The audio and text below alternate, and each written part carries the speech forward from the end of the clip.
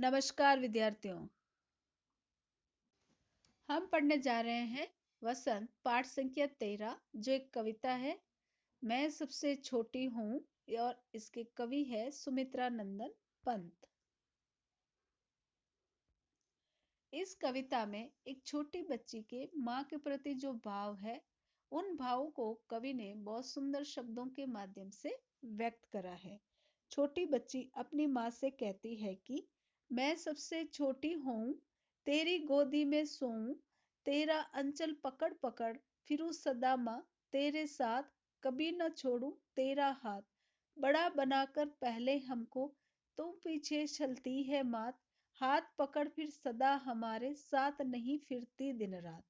यानी इन पंक्तियों में जो छोटी बच्ची है वो क्या कहना चाह रही है कि हे माँ, मैं हमेशा छोटी बच्ची के रूप में ही रहूं, जिससे कि मैं तेरी गोदी में आराम से सो सकूं।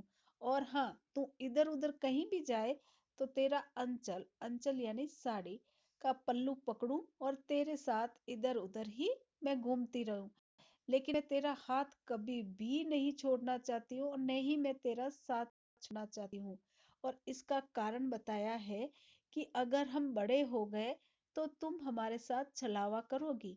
और वो छलावा क्या होगा माँ का बच्चों के प्रति, कि फिर कभी भी हमारे साथ तुम नहीं रहोगी, हमें अकेला छोड़ दोगी।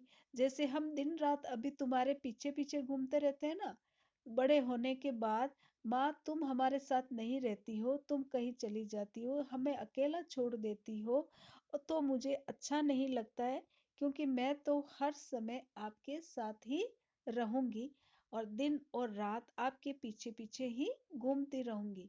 इसलिए माँ, मैं आपका साथ कभी नहीं छोड़ूंगी। और बड़ी हो गई तो आप हमारे साथ छलावा करेगी तो वो मुझे पसंद नहीं आएगा।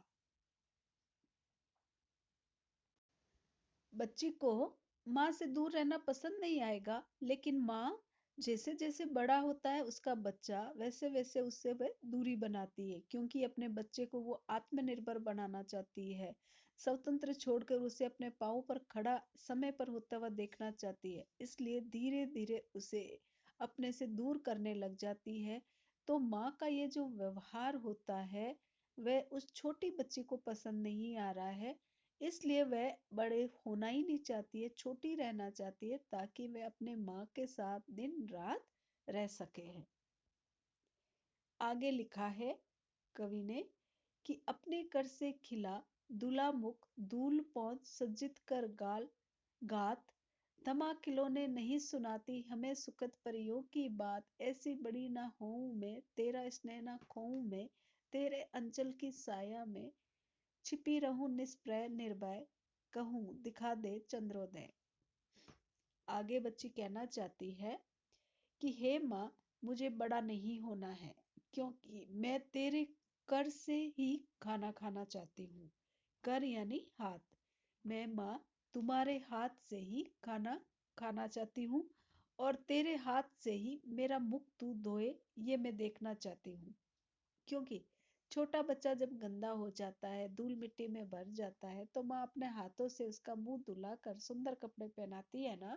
वैसे ही बच्ची कह रही है कि मैं तेरे कर कर यानी हाथों से ही हमेशा खाना खाना चाहूंगी और तेरे हाथों से ही अपना मुंह धुलाना चाहूंगी।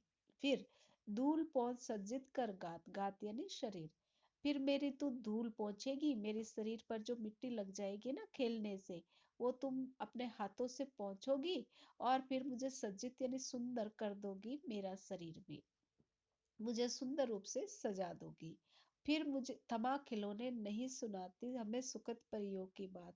अगर हम बड़े हो जाएंगे तो तुम हमें खिलौने पकड़ा दोगी और साथ में हमें परियों की अच्छी वाली कहानियां भी नहीं सुनाओगी, हमसे तुम दूर होती चली जाओगी।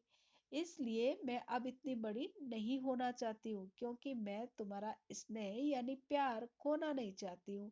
मैं तो तुम्हारे अंचल की छाया यानी साड़ी के अंदर छिपकर ही रहना चाहती हूँ, मैं बाहर नहीं आना चाहती हूँ।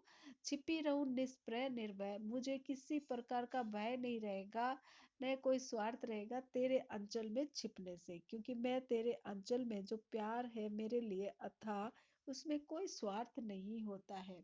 इसलिए मैं उसी स्वार्थ रहित अंचल में हर समय छिपी हुई रहना चाहूंगी, जिससे कि मुझे कोई भी भय नहीं लगेगा, किसी प्रकार का डर नहीं लगेगा। फिर धीरे से कहूंगी, हे माँ, मुझे भी चांद का उदय होना दिखा दे। तो तुम मुझे छत पे ले जाकर चांद जब निकलता है तो उसे दिखाएगी और समझा देगी। इसलिए मैं आपसे बिल्कुल भी दूर नहीं रहूंगी, आपके साथ ही रहना चाहती हूँ। इसलिए छोटी बच्ची बनकर आपकी गोदी में ही मैं सोना चाहती हूँ। ये प्रसंग लिखा गया है कविवर सुमित्रा नंदन पंत जी के द्वारा, और इस पे एक छोटी बच्ची के माध्यम से बाल लीलाओं का बहुत सुंदर वर्णन करा है। जो उसके मन में विचार उठ रहे हैं ना, उन विचारों को कवि ने बहुत सुंदर शब्दों के माध्यम से यहाँ व्यक्त करा है। अब हम इस कविता का सरल अर्थ में समझने का प्रयास करेंगे, कि जिसमें एक छोटी सी बच्ची अपनी माँ को संबोधित करते हुए कहती है कि हे माँ, मुझे बड़ा नहीं होना है। ऐसे बड़े होने का क्या लाभ है कि माँ का स्नेह ही छूट जाए। यानी मुझे ऐसा बड़ा नहीं होना है जिससे कि तुम्हारा प्यार ही मेरे से दूर चला जाए। इसलिए छोटी बच्ची अपनी माँ के साथ ही रहना चाहती है। फिर कहती है, मैं तो तुम्हारे आंचल यानी साड़ी के पल्ले में ही छुप कर रहना चाहूंगी और अपनी इच्छाओं को पूरा करूंगी, जिससे कि मुझे किसी प्रकार का भय नहीं रहेगा। और मैं जब चाहूं तुम्हें कहूंगी तो तुम मुझे चांद भी दिखा सकती हो, और मुझे बिल्कुल भी आपसे दूर नहीं रहना है। तो आपको ये कविता दोबारा पढ़नी है, समझनी है को, और अच्छे से इसके भावों को समझने का प्रयास करना है।